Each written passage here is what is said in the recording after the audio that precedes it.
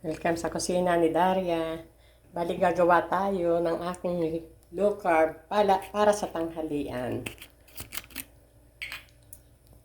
Siyempre, lagi natin gamit ay ang olive oil. Kung wala kayong olive oil, pwedeng coconut oil. Yan ang pwedeng gamitin sa naglo-low carb. Siyempre, maigigisa natin. Ito yung vegetable na low carb ko. Igigisa natin sa bawang. Ayan.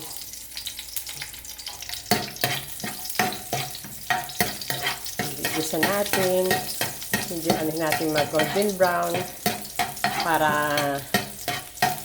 mabango sa ating pagkain. Isama na natin yung sibuyas. Maraming gulay ito. Ayan.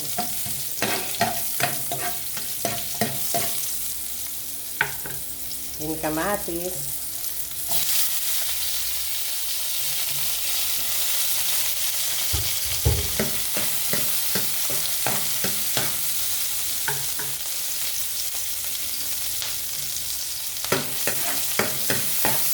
Ilalagay na natin ang aking mga gulay na ampalaya, kalabasa, okra, at sitaw.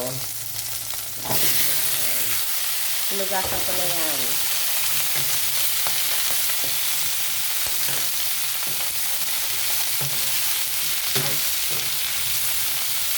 At hahaluan natin ang kamote.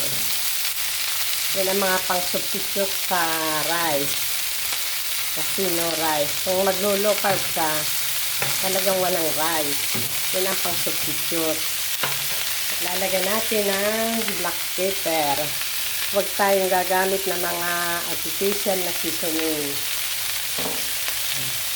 So, uli yung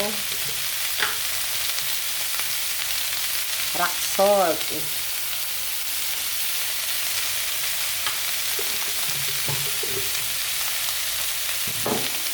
Siyempre, lalagyan natin ng tubig muna hanggang sa lumambot.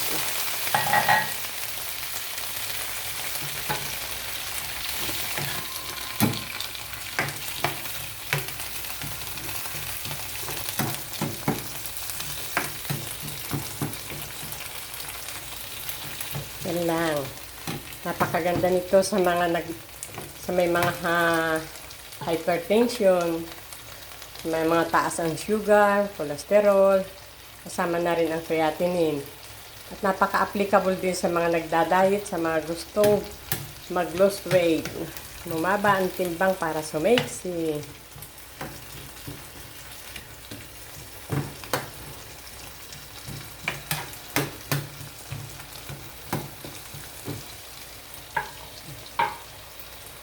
Yan lang. Low carb sa pananghalian ay vegetable. Kasimula lang kayo masasabik sa rice. Pero pag natutunan ninyong mag-low carb, hindi na ninyo mamimiss ang rice. Kasi ang rice, ang kanin, ang napaka bilis makapagpataas ng sugar. Kasi pag mataas ang sugar mo, at may cholesterol ka, yan ang magkakaroon ka ng hypertension. Siyempre, iwas din tayo sa mga matatamis para hindi tayo magkaroon ng fatty liver.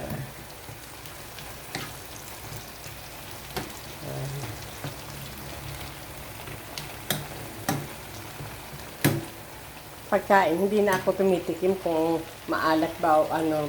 Parang nasanay na ako. Sa amoy ko pa lamang, alam ko na tama na ang timpla. Wow, ang galing. Ano? Ayan.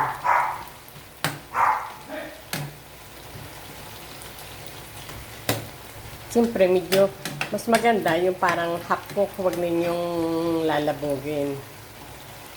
Yan, madali na. So, mayroon pa yung saluyot. Diba? Napaka-healthy food.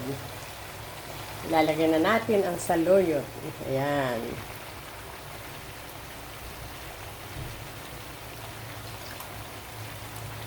Yan, hinugasan natin.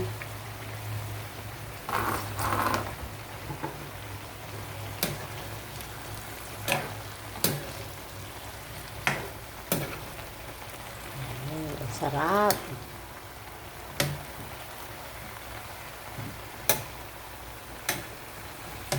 Halo Kusina ni Daria and my YouTube, www.youtube.com/at Daria Ramos 9910. Have a good day. That is low carb, healthy food, healthy life. Yan, luto na. Huwag ninyo masyadong lalabugin. Dapat mga hapok lang. Diba ang sarap niyan?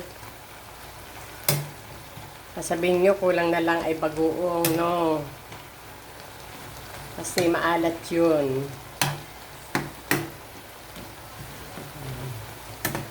Thank you for watching again.